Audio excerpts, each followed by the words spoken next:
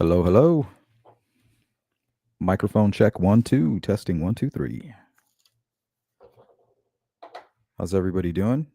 January 12th, Sunday, 12 p.m. Arizona time. Welcome back to the Sleuth Intuition channel. I am your host, Patrick Vallejos,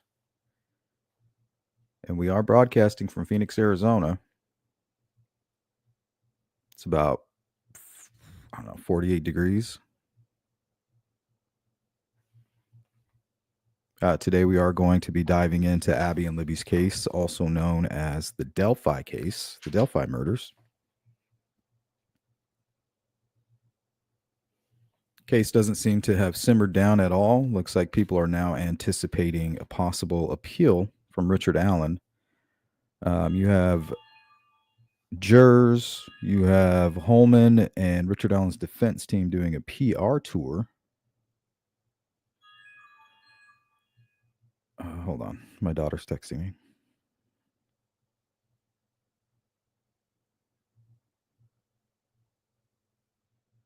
I don't know what this is. Hold on.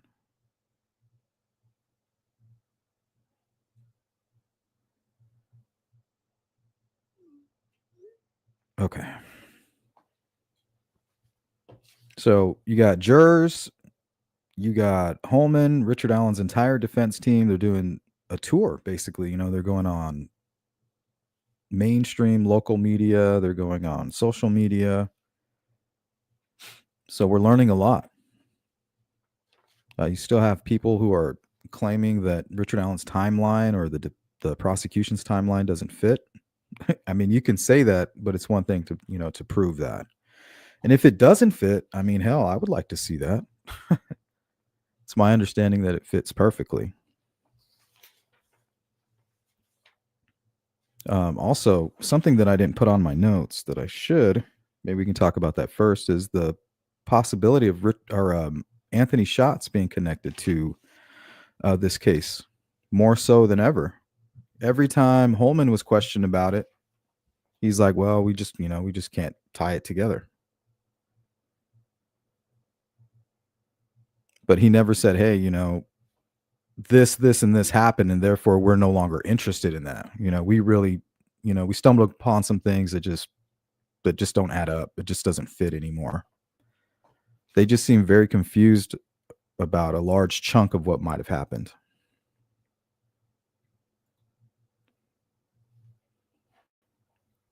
You guys, this is an open panel, so you don't have to feel pressure to, but like I said, I like to make it available. We'll be mainly focusing in on the chat. But these are some of the items that I have written down here. Richard Allen fits the Sleuth Crew profile. He fit the profile that we put together before the arrest of Richard Allen. With the mental health issues, the mama issues, the personality disorders, things that we're learning. Also, I have those 3 girls, right? People are still talking about these 3 girls. That was very huge for the prosecution during the trial.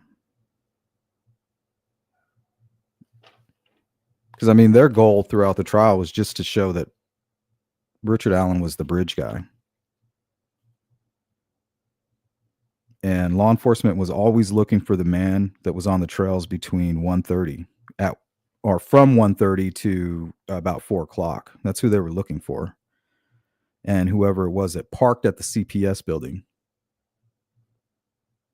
So they knew the gentleman was there around 1:30. So they looked at the Hoosier Harvester video and they looked for the vehicle that had driven by around 1:30. So here comes this black car right at 1:26. They're saying, okay, that's the car, that's the little car that everybody's telling us that was parked at the CPS building. Now, whoever parked at the CPS building got out and ran into our 3 witnesses. So for 6 years, that's what they were doing. They were like, man, we just want this guy to come forward. That's the guy. That's our guy. The witnesses said, hey, he was the man on the bridge. And then lo and behold, here's this lost tip. It just shows up. Do I find that fishy? Yes. But that's because I'm a conspiracy theorist at heart, and I don't trust people. So I'm still going to be looking for any angles that might not be obvious to the naked eye, but it is very curious, but it doesn't mean that the official narrative isn't the truth. What's up, She Warrior? So I definitely want to talk about that. We'll spend some time on the official timeline versus Richard Allen's timeline or lack thereof. I hear a lot of Richard Allen supporters currently saying that none of the witnesses said Richard Allen was short. That's just that's just false. We could talk a little bit about witness recollection. Nobody really remembers, what happened. Nobody really has a photographic memory. Betsy Blair, she's the only witness to see the girls. I think that's not talked about enough.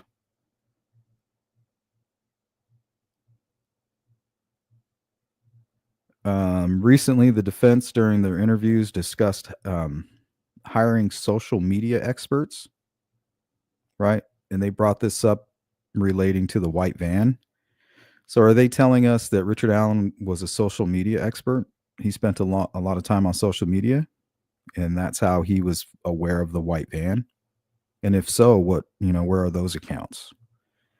If he himself is some kind of social media expert, because apparently they needed a social media expert to discover all of these different instances of the white van being brought up online. So if they had to get an expert for that, Richard Allen must have been an expert himself, right? In order to have already known about it. Unless they're claiming that Walla was like, oh, Richard, did you ever hear about the white van? I mean, when would that ever come up? Why would Dr. Walla bring up a white van? Some might argue that she's a social media expert, but I doubt being part of a Facebook group qualifies you as some kind of a social media expert. So,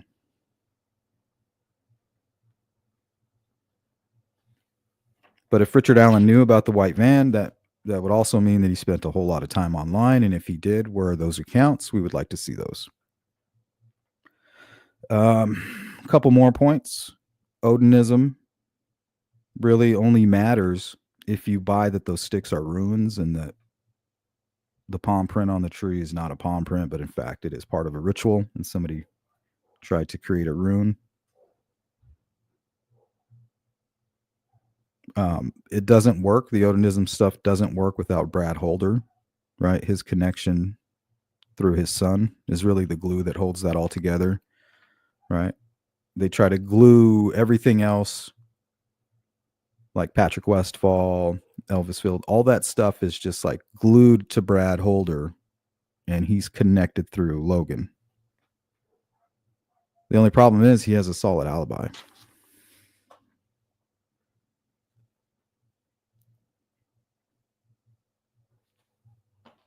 So that doesn't really work. Baldwin recently in an interview said that the Odinist guards were following Richard Allen around with camcorders.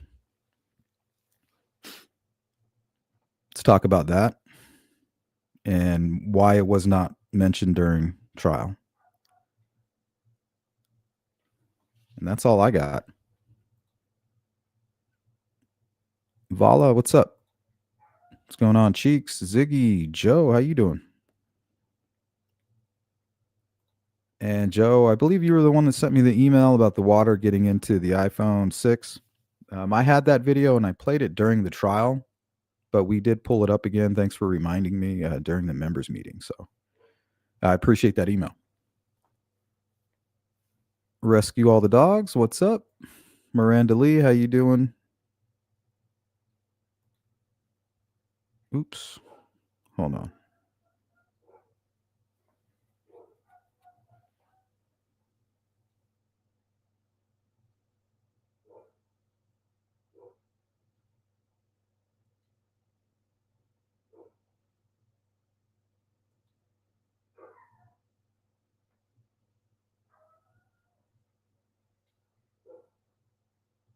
Yeah, really they have. And that's the thing is they just jump right over that fact about what connects, or where does this whole Odinism stuff come from? It comes from interpreting the crime scene. Some people have been able to see the crime scene photos and they see these sticks laying, they do kind of look strange. But Richard Allen is a strange guy, you know, and that's also something that they proved during the trial. Like, this is a weird guy. Like, he's quiet, keeps to himself. He was diagnosed with a personality disorder and he suffers from anxiety, depression, like ticking time bomb, really. And we always said that that's the kind of guy we were looking for. A lot of people say, well, you don't find Richard Allen's DNA there. Well, you didn't find any male's DNA. So either the killer was a female, right? But this was Bridge Guy, not Bridge Girl. The voice sounds like a man. All the witnesses say they saw a man. So whoever killed Abby and Libby didn't leave their DNA. So it's not that Richard Allen's DNA wasn't at the crime scene. The correct way to phrase it is that there is no male DNA at the crime scene. But see the power of words? Richard Allen's DNA wasn't at the crime scene. What do you have to say about that? But the answer, or the actual way to phrase it, is that there's no male DNA at the crime scene. So we know that the killer was male. So whoever did it didn't leave their DNA.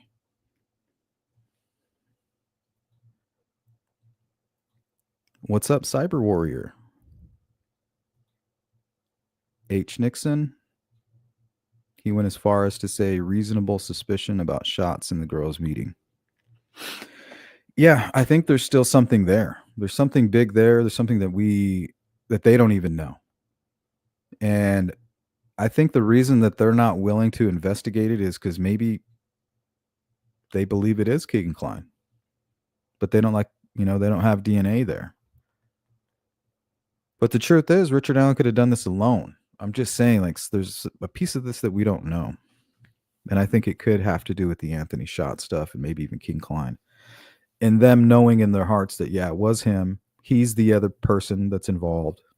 He tried to blame his father, but really it was just him.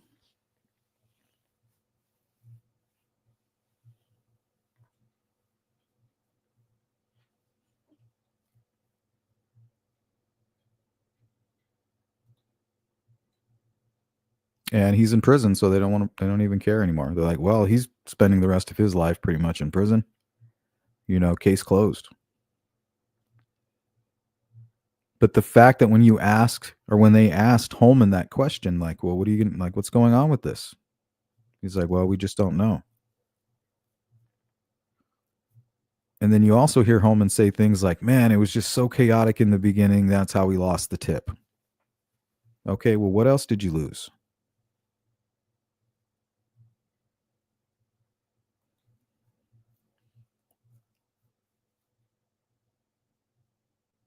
She worries, says Jerry won't talk about the river search either. Yeah, what the hell is that all about? He doesn't talk about the river search. They don't talk about the Grissom Air Force meeting. They don't talk about taking Keegan Kline to the cemetery and him kind of pointing out where he parked, like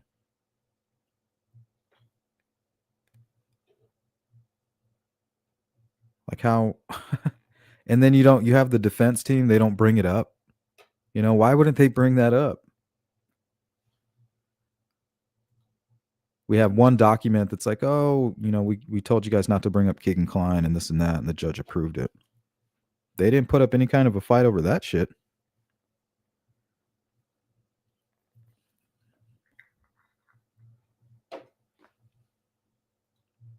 Because I think they realize that there may be a possible connection. Like, the more they talked about Richard Allen's timeline, his timeline starts in Peru. Well, that's where Anthony Shots is, Peru.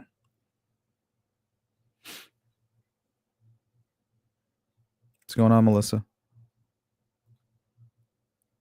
Cheeks says, I've been saying for years at this point, there has to be something with the Anthony Shots profile. There's just too much that doesn't make sense about it. Well, what doesn't make sense is the guy that created the Anthony Shots account confessed to being involved in the murders. Like, how fucking weird is that? And nobody's talking about it.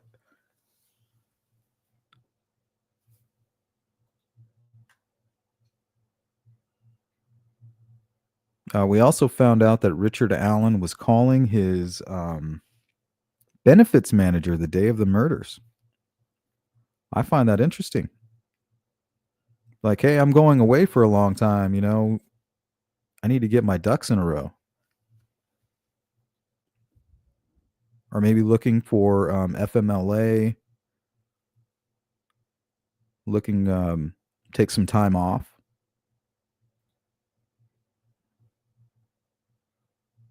I find that interesting. That didn't come up during trial.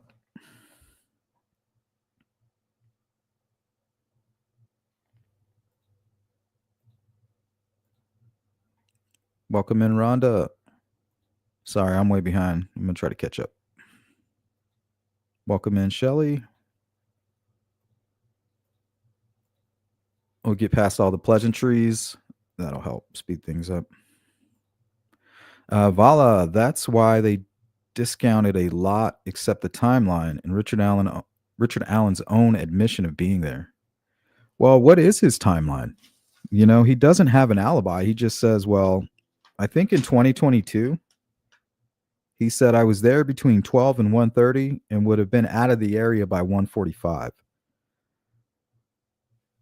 That's not what he told Dan Doolin.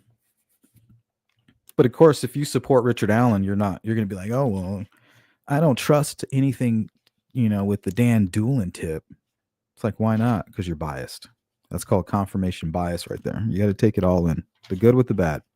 And wherever it takes you. Shit, if I was a Richard Allen supporter, I would be all over Brad Weber, right? I'd be all over him.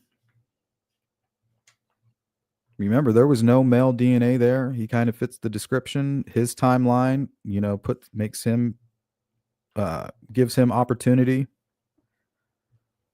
puts him in position to stage the crime scene. You know, but unfortunately, they checked. They compared his firearm.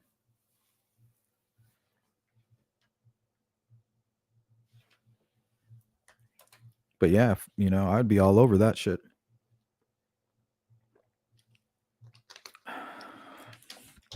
But I think he took a polygraph too, right?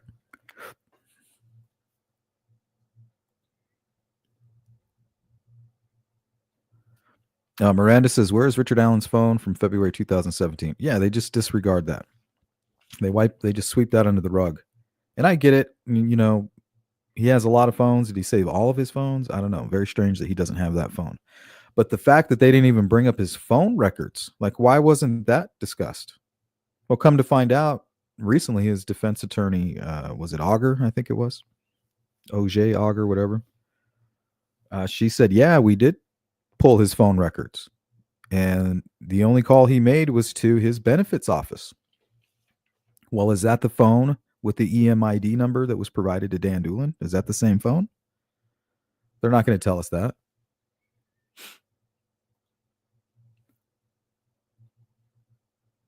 Yeah, Richard Allen is 100% the bridge guy. Let's look at some of these items. So I keep hearing online through all these different weird videos from Richard Allen supporters, and even in my own comments, about nobody seeing a short bridge guy. Well, we're going to set the record straight. So if you continue to perpetrate this lie, that's just cult-like behavior.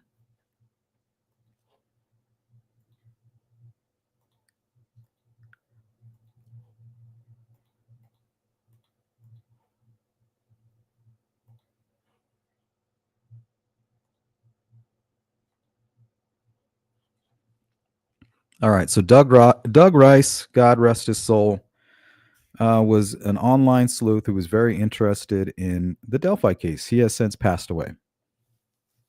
Well, long before the Richard Allen trial, we had the Lost Delphi documentary that was put out by Hannah Shakespeare on Fig Solves channel.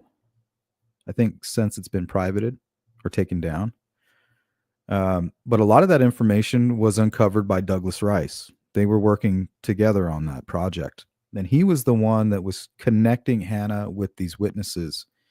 And let's take a look at what he had to say after talking with one of the witnesses that's actually mentioned in the probable cause affidavit. So he says this. And remember, this is years before the arrest of Richard Allen. Remember, he's never even been named as a suspect. This is exactly what the young witness I spoke with on several occasions described seeing. Well, we all know who that looks like. And that's the reason that the young guy sketch looks like the only thing that really matched with Richard Allen was the eyes. Because that's really all the one part of Richard Allen that they got a clear look at is what was right on all of the sketches. Right? You can put the young guy sketch over a picture of Richard Allen, it's identical. So they did a good job on remembering what they did see, right? They got the eyes spot on in the kind of rounded nose. The rest was just kind of put together piece by piece, like Mr. Potato Head. But see what he writes down here at the bottom. Douglas Rice says, short-billed hat with a hoodie. This is what the witness told him. With the hoodie pulled up and a scarf below. So I wonder if did he have the green scarf?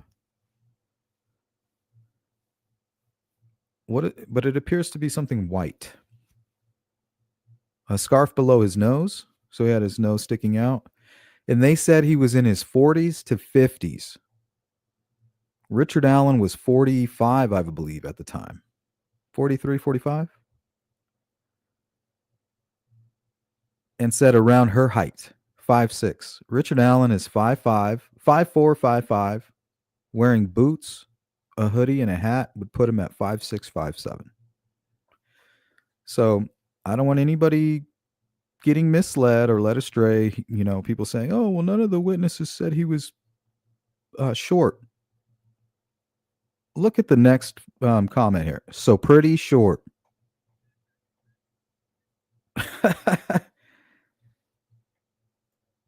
And some people will just continue to lie and lie with no care in the world. And then look what else he says. So pretty short. And she was the one whose description was behind that first sketch, the older guy sketch. But as you can see, law enforcement took their own liberties with it. So if she had her way, we get a picture of Richard Allen with his face covered and an accurate height. And the comment, so pretty short. Yowza.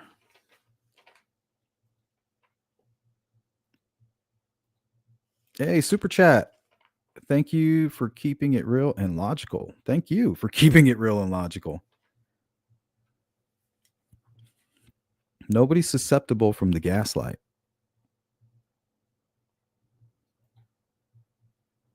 Joseph Maru says the connection between Odinism and Freemason needs to be investigated. Why? The only connection to this case and Odinism is at its foundation. You would have to believe that, first of all, you would have to have seen the crime scene photos. At one point, I was able to say that until somebody posted them on X and then again on YouTube. So I can't say that anymore. So I've been able to see the crime scene photos because of this activity that people are doing online, which is really fucked up, by the way.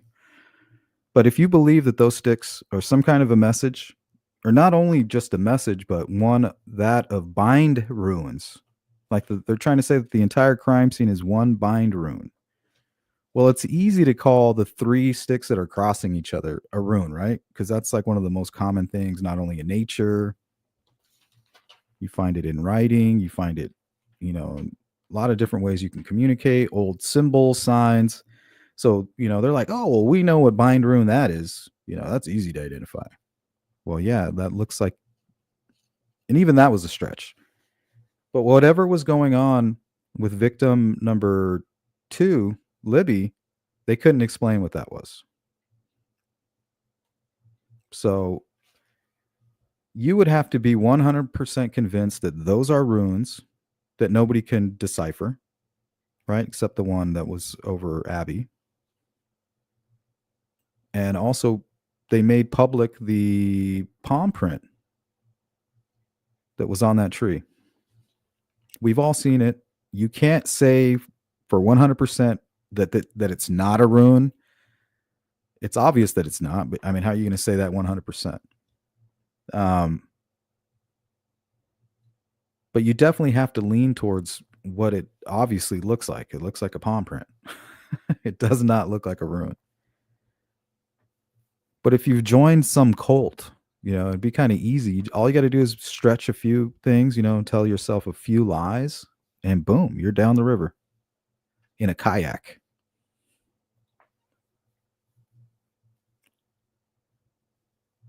A lot of football going on. I don't watch football.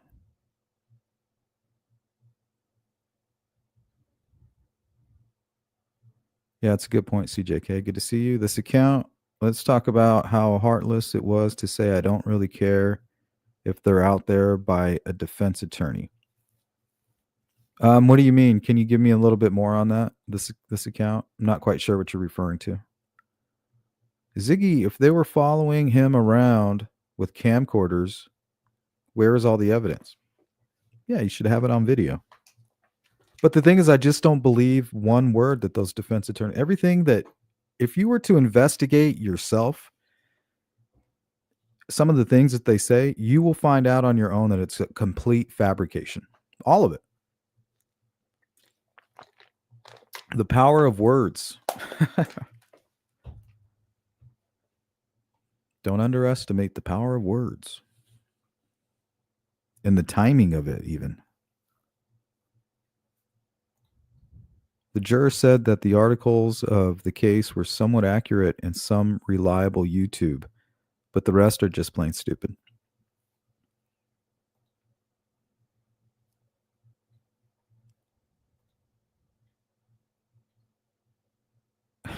Yeah, and why not name names? Shelley, defense says allegedly Richard Allen told Walla about the van. They think, or they think that she could? Where's the proof that she knew about the van? They had to get a social media expert to find the 25 times it was mentioned online. And that was not even Brad Weber's van. We've all been talking about this van that was coming out of, I believe it was captured on Packers, on some Packers CCTV footage around the time of the murders. And it's not an Econoline van. Eddie, it looks more like an Amazon van or something like that. What's up, John Usher? Was it ever 100% confirmed that they were looking for in the Wabash River? No. I only got rumors during the search that they were looking for a phone and a blade.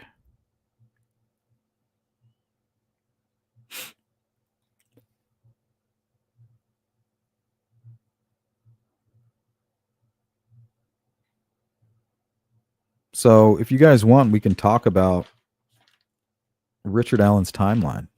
I mean, how do you go through a murder trial and you don't have your timeline completely visible or clear to the jury? Like, that's it. All they get for Richard Allen's timeline is an interview in 2022 where he says he was at the trails between 12 and 1:30 and definitely out of the area by 1:45. Nobody's seen him. So he would have ran into the bridge guy who was parking at the CPS building. He would have ran into the 3 girls on his way out. Not on his way in, right? There was a guy who was walking his dog between 12 and 1:30. Never saw Richard Allen. Didn't see any. Didn't see another a male. And also, we would have heard from his mother. We know that that's a fact that he was with his mom.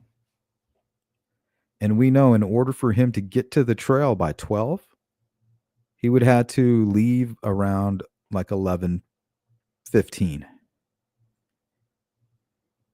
Around that time, give or take. So if you ask mom, hey, what time did he leave? Well, actually, he didn't leave until around 12. Right? So that destroys his timeline. That's the only reason that his defense team wouldn't bring it up. That's like the only part of this Richard Allen story that nobody knows. That's it. What's his timeline? Oh, well, he was there between 12 and 1:30. Okay, well, you have to. That's it. You just buy that. But when it comes to Brad Holder, oh, we need to see the punch in. We need the video. Oh man, it's ridiculous.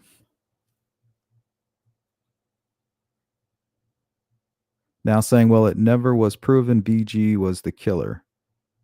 Well, yeah, if you kidnap two girls, that's part of the murder. So yeah, you're definitely a killer. Now, were you the one that physically did it? Well, some will say, well, they didn't find his DNA. Well, the thing is, we know that it was a man, most likely a male, unless Richard Allen had an accomplice that was a female. That's a whole different story. That's a conspiracy I can get behind. Unfortunately, there was no female seen.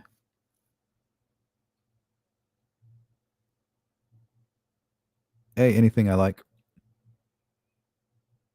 John Usher, I listened for that too. They're seemingly not responding to that search until appeals are completed.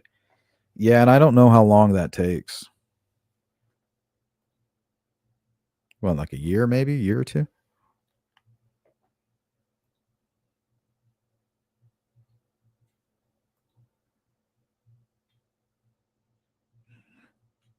There you go, Joe. That explains it all.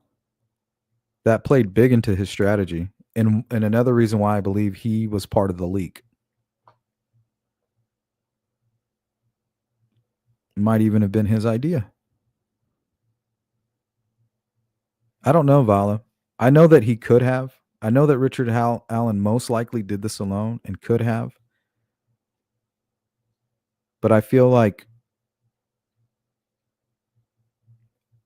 until he speaks up, we don't know what motivated him. We don't know how Anthony Shots fits into this. Was Richard Allen communicating with the girls?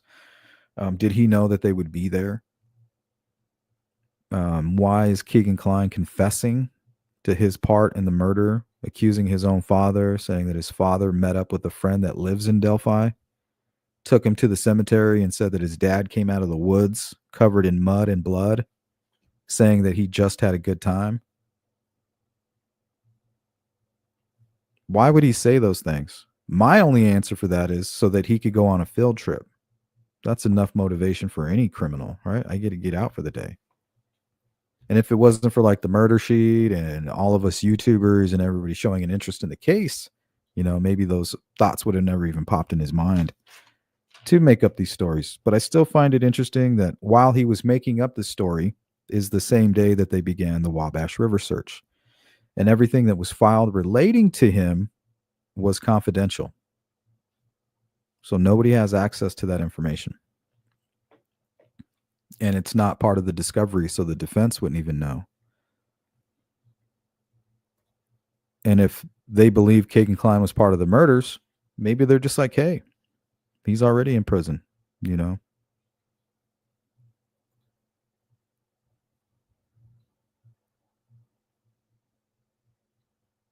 Hey, what's up, Cindy?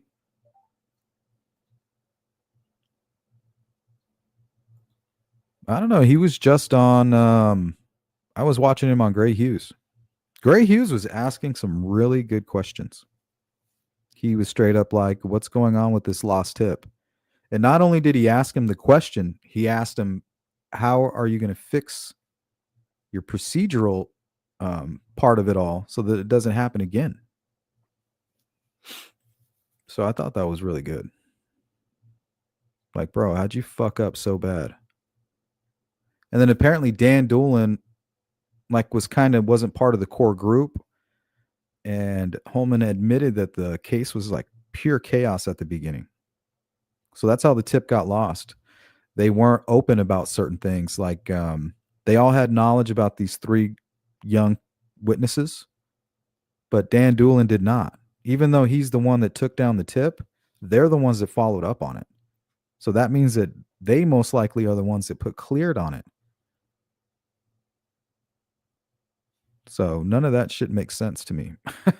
You know what I mean? Somebody wrote cleared on that tip.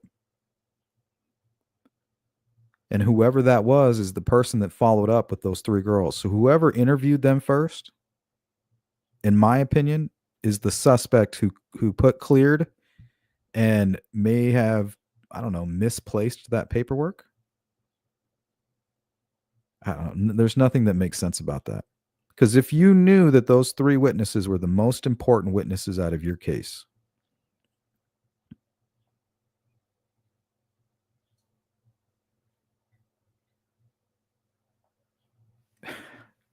yeah, I can't get over any of that part. Something happened. Somebody had their thumb on the scale, and they used Kathy Shank as a pawn, I think.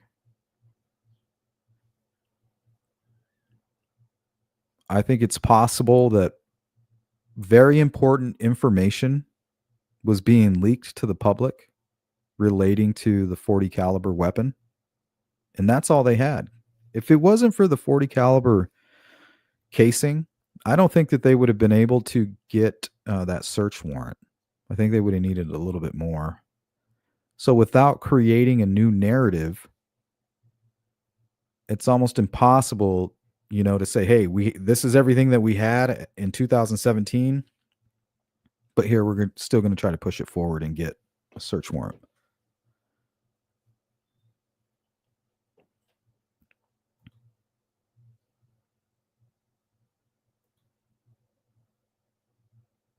Because if the bridge guy finds out that people know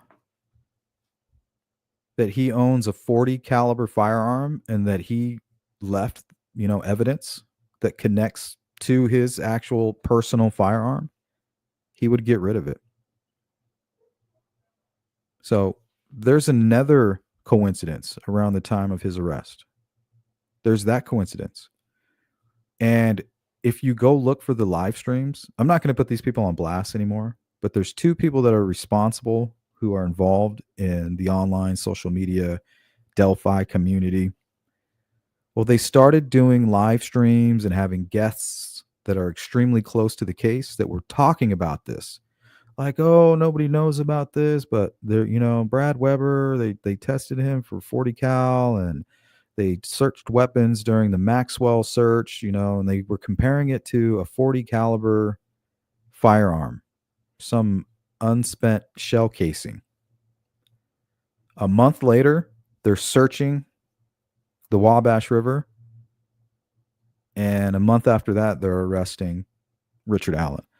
So if this information is being made public, they may be panicking. Like, what do we do? What do we do?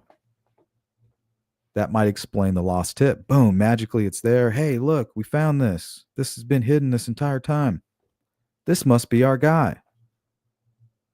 Let's go bring it to the judge and tell him, hey, look, we didn't, we lost this somehow. But now that we got it, this is our guy. We got to go search him and we got to see if he has the firearm. But I think there's a possibility they already knew. And they were hoping to get more information. They couldn't risk Richard Allen getting rid of the gun. There's a conspiracy for you. There's one for you. You want a conspiracy? There you go. Let's go down the lost tip conspiracy rabbit hole.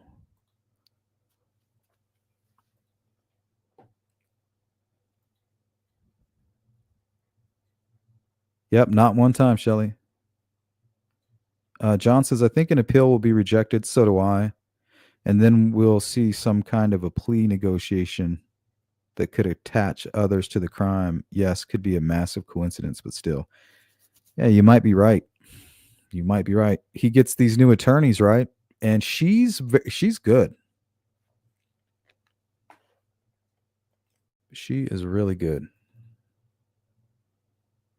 What's her name? Olivia or something? Olivia? Can't remember what her name was.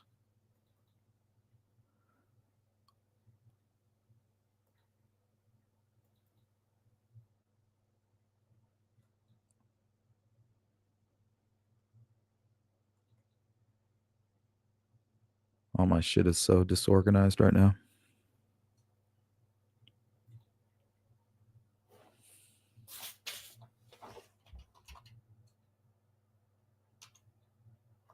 There we go. I'll just look up appellate attorneys.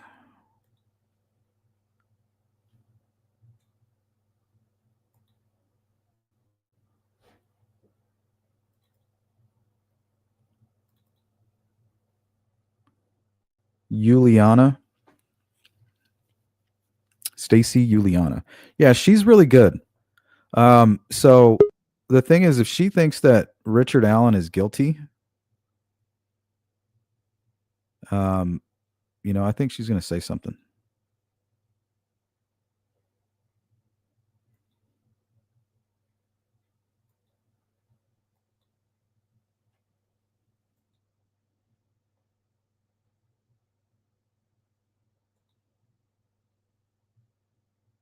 Richard Allen alibi is he was at the store. Okay, at the store at what time? What time was he at the store? That's how a timeline works. Like I started my day here at such and such time. I went here. From there, I went here. It was about this time when I got there. From there, I ended up here. Like imagine being accused of murder. They've already served a search warrant. They have a probable cause affidavit. You're sitting there in a jumpsuit. You've been in jail for almost 2 years, and you're just not gonna. And let's say you're an innocent man. We'll play devil's advocate there. You're innocent. You're not gonna. You or your defense team isn't going to explain your whereabouts that day, and then have witnesses that come up and talk and help you and support you. Like, how else are you going to prove that you're innocent? I understand it's innocent until proven guilty, but it's pretty easy to prove that you're guilty when you can't provide that information. Does that make sense?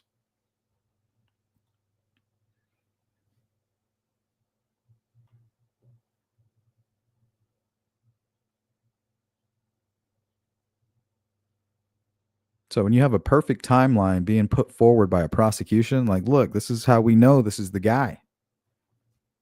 You think that your defense team would be like, well, no, this is what our guy was doing. They need it. There's no contrast there. There's nothing to compare it to. Because if they brought up anybody to support Richard Allen, they're going to ask him, so how was he that day? Was anything off about him that day? Well, yeah, he threw a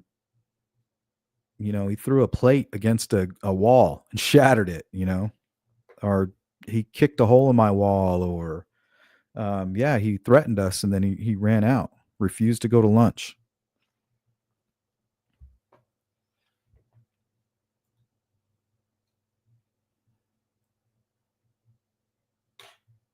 I mean, why else wouldn't you call his mother up?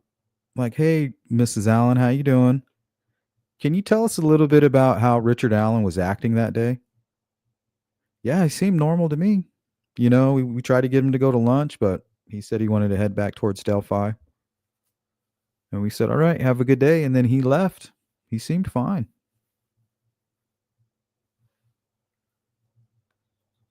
We didn't get any of that.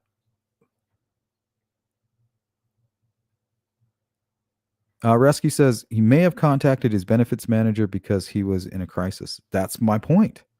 Why else? How often do you guys call your benefits manager? Only during a life-changing event. So for his defense attorney just to throw, I don't think she was supposed to mention that. Because if you really think about it, that's damaging information for Richard Allen. He may have thought he was going to prison for the rest of his life. Like, man, I just committed a murder. I've never done anything like this before. Like, I am so screwed. Let me see if maybe even thinking about taking his own life. Like, let me see if I have life insurance. Maybe I need to take some days off. Like, man, I'm gone completely mad. I might need to go to a hospital.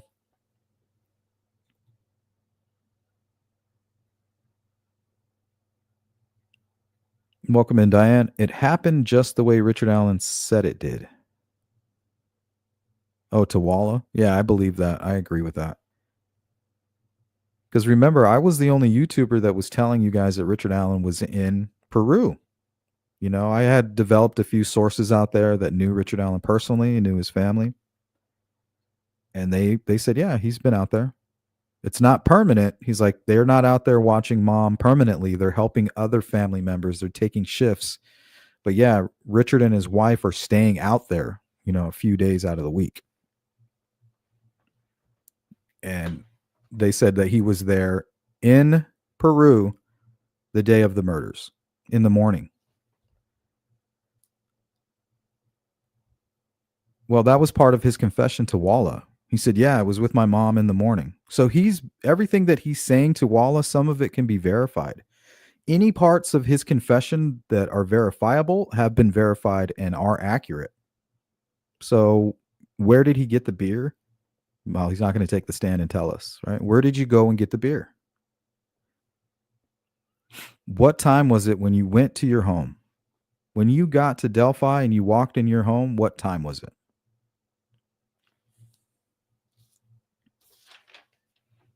Truth is, it was probably around like 1:15, 1 o'clock, 1:10, 1:15. Walks in, gets his coat. And his narrative makes it seem kind of planned. Like it was an emergency. Like, I can't go to lunch with you guys. So let's say he was hanging out with Anthony Schatz the night before. Leaves Anthony Schatz, was communicating with Libby and Abby the whole night before, right? That was him communicating with them. In the morning, he's back with his mom and his sister, and something happens. So you can't come to lunch with us? No, I got to go to Delphi. Why? Maybe he's panicked about something, or he wants to get there so he can,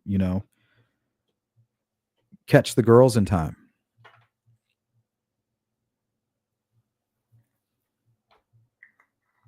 Because I do find it a little bit odd that Richard Allen is driving. They say he's passing the Hoosier Harvest Store at 126.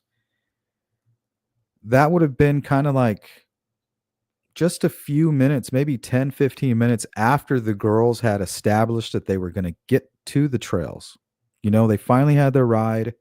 They had organized, what they were going to do. They were going to do a little bit of work. It was going to take them this amount of time. And then they were going to go with their sister. They didn't really find that all out until like 12:31-ish. So if he's at home now, all pissed off, maybe he's doing something on a burner phone. He's gearing up. He's getting his gun. He's got his blade. He's putting on a hoodie. He's covering his face. He's like, okay, yeah, this looks good. And then boom, there goes the Snapchat notification on this phone, this burner phone. We're going to the trails. Hopefully we can catch you guys. We're on our way now. Boom. Richard Allen leaves, parks at the CPS building, is in a horrible mood already for whatever reason. He's motivated. We know that Anthony Schatz apparently was pissed off at Libby, right?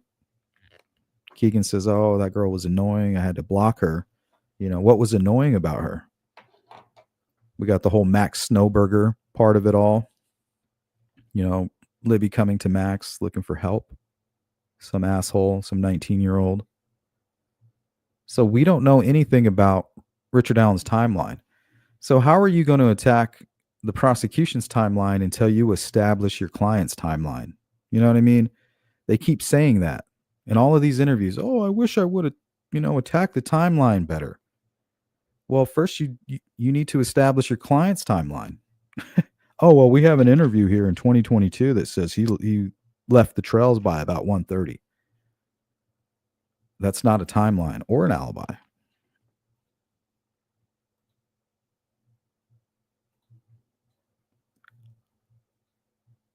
Poor BW going to be slandered like crazy. Yeah, he is.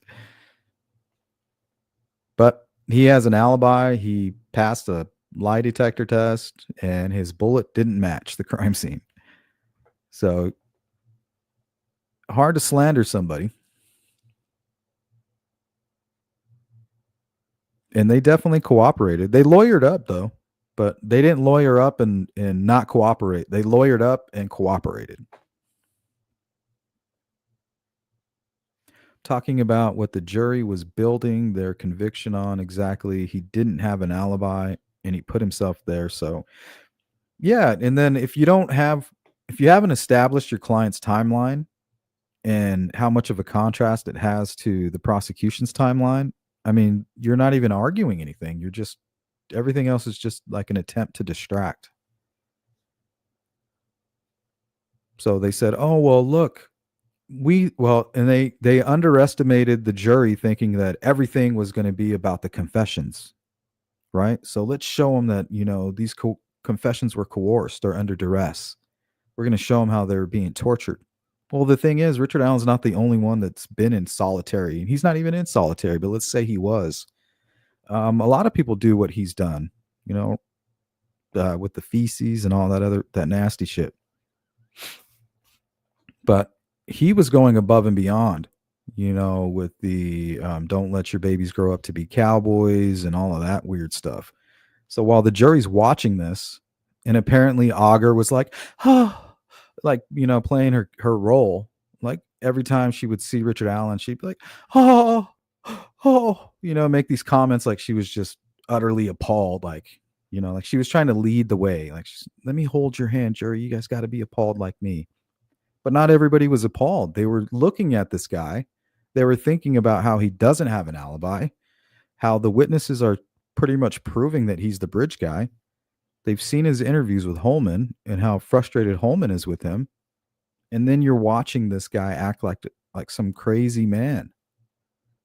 You're not seeing a tortured soul, you're seeing a sick individual.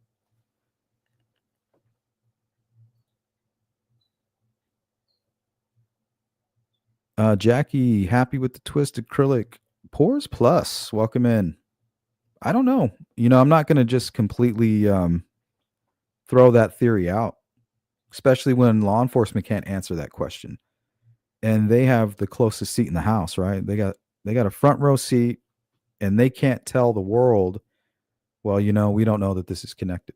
Well, for one, if we get lucky, Richard Allen will tell us. He'll come out and he'll start talking. He'll say, well, this is what I did. I did target them, but I targeted them from Dairy Queen. I worked right across the street. Their attorney said that they had a pizza place in common. So maybe he was stalking them there, sitting behind them, listening to them, following them on social media. For all we know, Richard Allen had a burner phone that he kept at work. We don't know. We won't know until he starts talking. Or you guys keep digging, We keep digging until he starts talking, or we get, factual information that we can verify on our own end. What's up, Scott?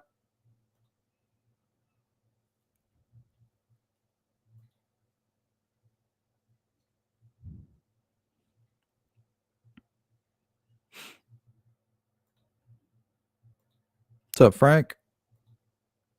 Now, did Alan use his brother-in-law's social media accounts? I'd say yes. Somebody was. Somebody was using his brother's account.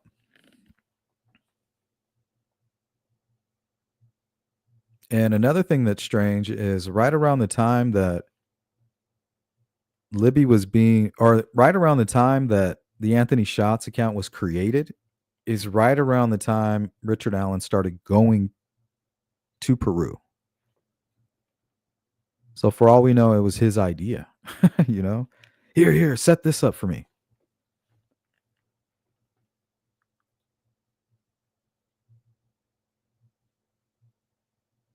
Rhonda says transparency would have been nice in this case. That's my major issue.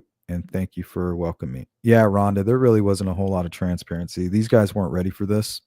They made a lot of mistakes and they still don't know what happened. All they know is that Richard Allen is the bridge guy, and they were able to prove that. That's the only piece to this puzzle that they know. But why? They don't have a why. You know, Richard Allen told Waller that he saw the girls and he started following them, but he never really talks about why he rushed home and then went right to the trails. I mean, his wife isn't home. She's at work, right? He has the house to himself. Why not get fucked up there? Why are you going to the trails when you can just be at home, buddy? You know, were you wanting to get some fresh air? Like, I don't understand that part. There's just this targeting vibe behind it all. Backing into the CPS building, covering his face, even going home to put extra layers on. You know, that all helped with the DNA. That all helped with him hiding DNA, keeping DNA out of his vehicle, keeping his DNA off of the crime scene. You know, layering up is going to help you do that. You run the risk of leaving fibers and hairs and things like that. Nicole, welcome in. Would the call have anything to do with the stock thing he was on at the bridge? That's a good question. I don't think you would call your benefits manager for that. I wonder if he was doing maybe some profit sharing. That's a really good question, Nicole. So you would have to learn a little bit more about the CVS and if they even provide profit sharing. I know Walgreens does. And even if it was profit sharing, would you contact a benefits manager to look into that? But yeah, good question.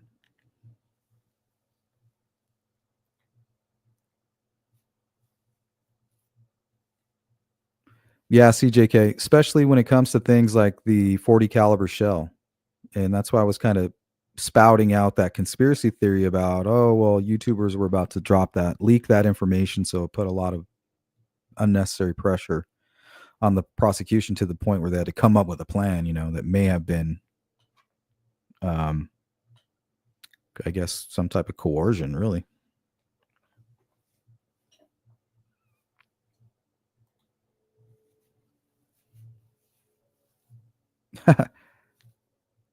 Yeah, this is all like Latin based. Cyber Warrior says boots will make Richard Allen 5657 no problem. I agree with you, Cyber Warrior. You got it, CJK. Talking about the trial, not the investigation. Which part? You guys, I'm so far behind on the chat. Whenever you are continuing with something, put it in context. I'm not quite sure what you mean. I'm talking about the trial. Just say, "Oh, relating to this," so I know what's going on. Yeah, he is pretty short, so you would know, and they did know. Right now, people are going around saying, "Oh, well, they didn't know he was short." You know, none of the witnesses said he was short, but they did. They even said 5'6". Richard Allen, if he's 5'5", 5'4", pair of boots, that is spot on. So another lie being perpetrated by the cult. You know, that's cult-like behavior. Just a bold-faced lie like that. But maybe not during the trial. They didn't say that. But I'm sure there's some verbiage in the probable cause affidavit where they talk about that. Yeah, Nicole, you're right. But I don't think they wanted to. Because rumor is that Richard Allen and Keegan Kline are connected. They just can't prove it. I am 5'2", and still that's pretty short for a woman. Yeah, I think 5'5" is average for a woman, and 5'8", I think between 5'8" and 5'10" is average for the American male. And I'm a shorty, so I know it takes one to know one. I would have been great for the trial to be on camera, but one news outlet from a previous hearing was recording when they were told not to. Then you have crazy TNT wearing spy glasses into hearings.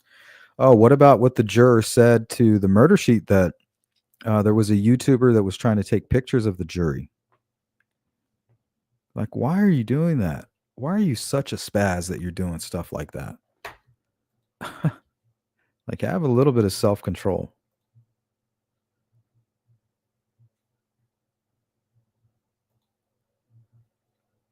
What's up, Andy? All right, guys, we're going to catch up on chat and then we're going to bail. We had a couple troll callers, but I didn't let them on because they were using derogatory terms in the private chat. So we did have some callers, guys. I just didn't allow them on. Maybe next time. Happy Sunday, Mary.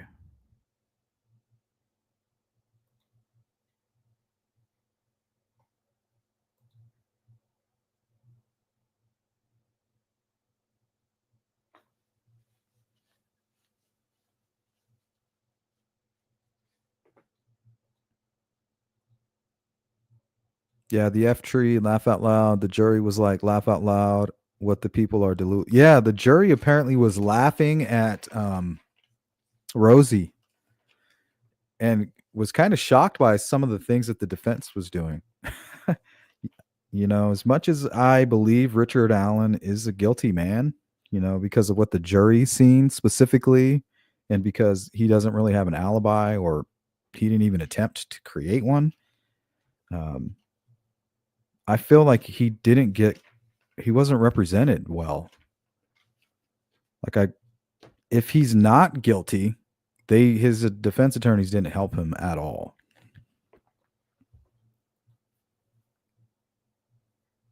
And I feel like that would be the product of representing a guilty man, right?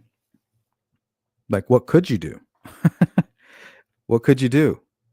Oh, well, you got to go with some Odinism shit. You got to leak photo. You know, you're doing everything you can. You're pulling out every trick in the bag. But at the end of the day, if your client is guilty, you know, you're going to look like shit. And I think that's what's happening.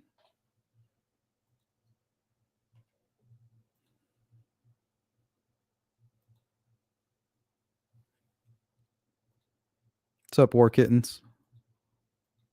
Phil Bond, welcome in. Rune is the right spelling for it in Iceland. Thank you. Rosie during Allen County hearing said he didn't care. The photos have been leaked. Of course. Rosie's still saying they recorded all his phone calls and messages. Laugh out loud. Come on, Rosie. Can't be that dumb.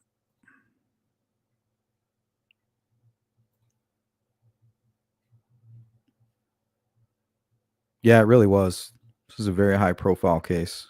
It's the one that got me into creating a YouTube channel for journalistic purposes.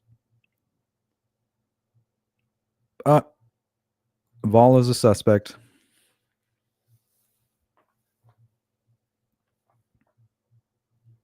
Did it, no doubt about it. He couldn't even say where he was in his new timeline.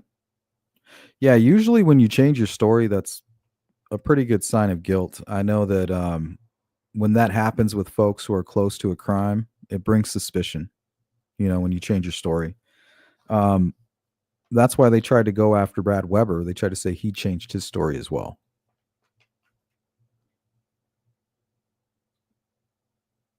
Richard's big schnoz is noticeable. Yeah, he does have an unusual nose.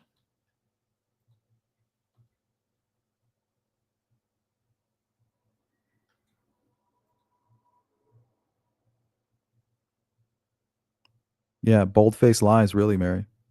Remember, they tried to say that the reason there's rope in some of the crime scene photos is because the girls were most likely strung up by a leg, and the killers collected their blood for ritualistic purposes, and they used that yellow rope. You know, they insinuated. Come to find out, like, they knew exactly what the rope was from. It was from the forensic team. They were using it to run grid patterns. But yet they put it in the Franks memo to to mislead the public. They were hoping to tarnish a jury. It was a good attempt. And then they were going to use us as pawns to spread it. So we kind of fell right into that trap. But I mean, it's our job to report the news relating to these cases that we cover. This is a case that we're very vested in, you know, as far as the sleuth crew. So of course we're going to eat it up. But there should be some kind of ethics. You know, that was very unethical. You know, you leak first, you do the press release leak. You know, they put out that bulletin. Then they put out the Frank's memo. And then they leaked the entire discovery to a YouTuber, a reckless, drug addicted YouTuber. The entire discovery. Around the same time, they leaked the crime scene photos. It was very strategic.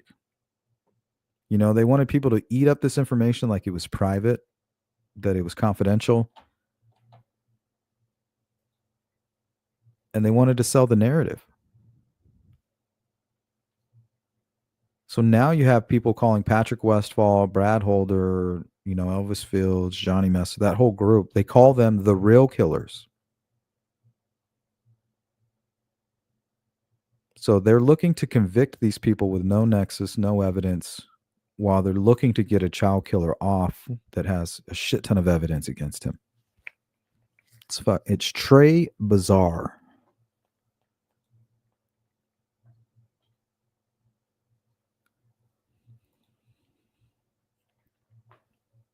All right, guys, it's going to be our 10-minute warning.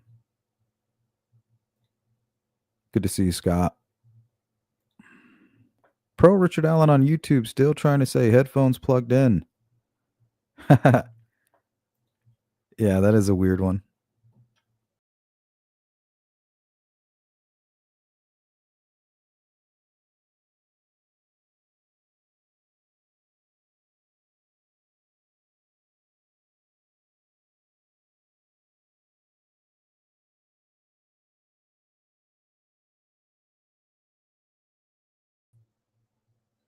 Sorry about that, guys.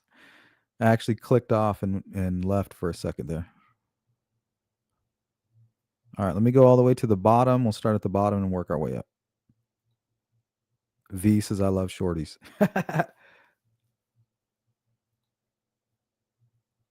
I'm a foot model. It's a high demand job. Steffa, you're silly. Venus Gal, they make all the noise, as do the conspiracy people, but I believe most people like myself and most of us can see Richard Allen as the killer. Yeah.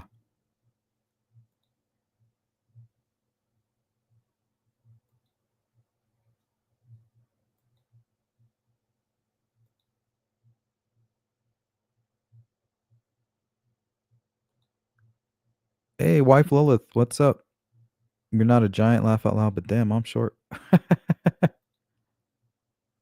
I'm 5'6" too.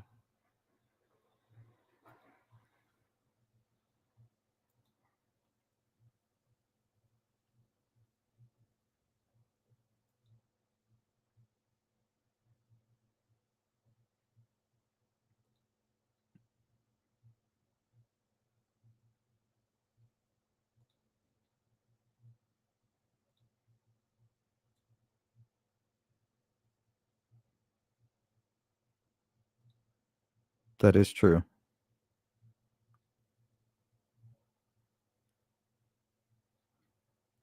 Nicole saying, why would you make the call?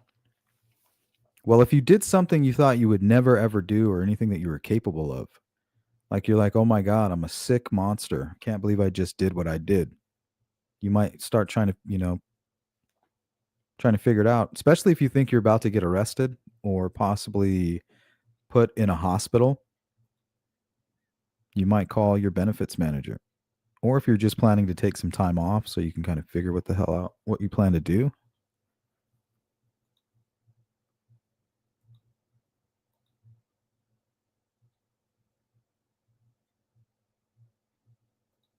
Hey, what's up, Anthony?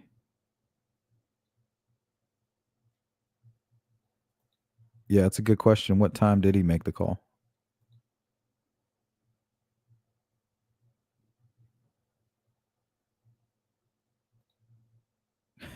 Short ass red coat.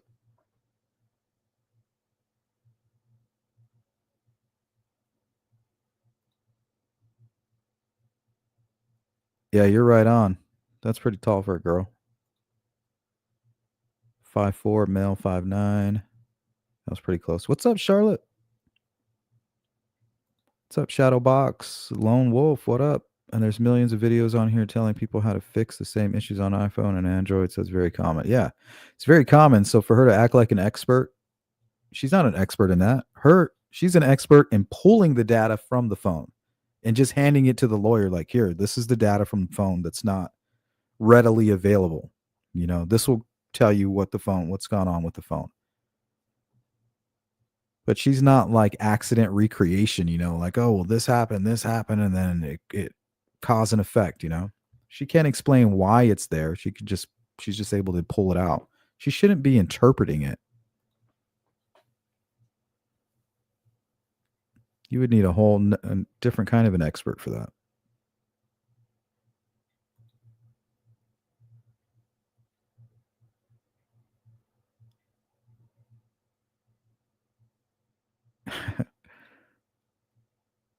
Wife says, also, didn't they say Rick was sick that day and Kathy came home to him in bed?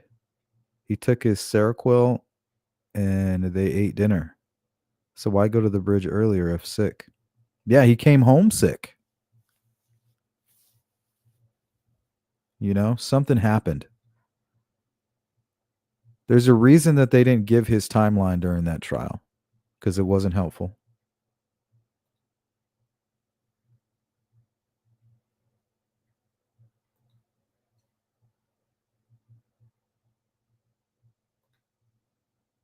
Betty called to see what they would cover for the rehab he went in for the alcohol. Yeah, I think so. That's a good reason to call. Frank says CVS does not have profit sharing. Yeah, so why else would he do that? Life-changing event, right? Maybe he was even thinking about taking his own life, checking his life insurance.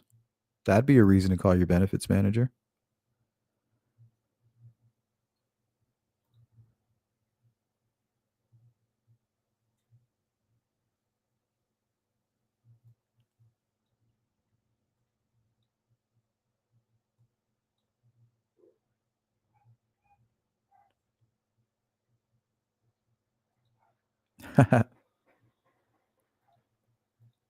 All right, guys, that's going to do it. Hey, make sure you guys tune in later tonight. We're going to have an open discussion on the Sebastian Rogers case.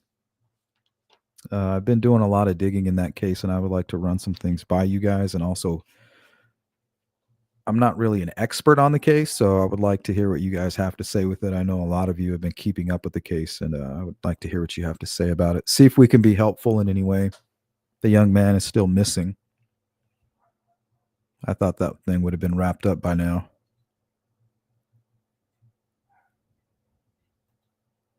Yeah, have a great night, Vala. It's always good to see you. Thank you again for your super chat. Appreciate it.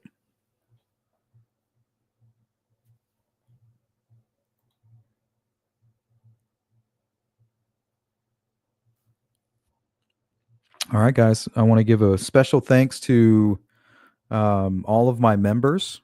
I appreciate you guys, everybody that's been donating to the Cash App. It still kind of makes me feel all tingly every time I get a little donation and things like that. So all that support, without that, it really wouldn't make sense. So you guys make it worthwhile. And if it wasn't for you, let's just say I wouldn't be able to be hanging around on YouTube all the time without the support that I have. You members, all you mods that work so hard, and everybody who supports the Sleuth Crew and tunes into the live streams and purchases the gear and stuff like that. It means a lot to me. So you guys enjoy the rest of your day. And hopefully I'll see you guys a little bit later for a quick discussion on missing person case, Sebastian Rogers. So take care of yourselves, guys.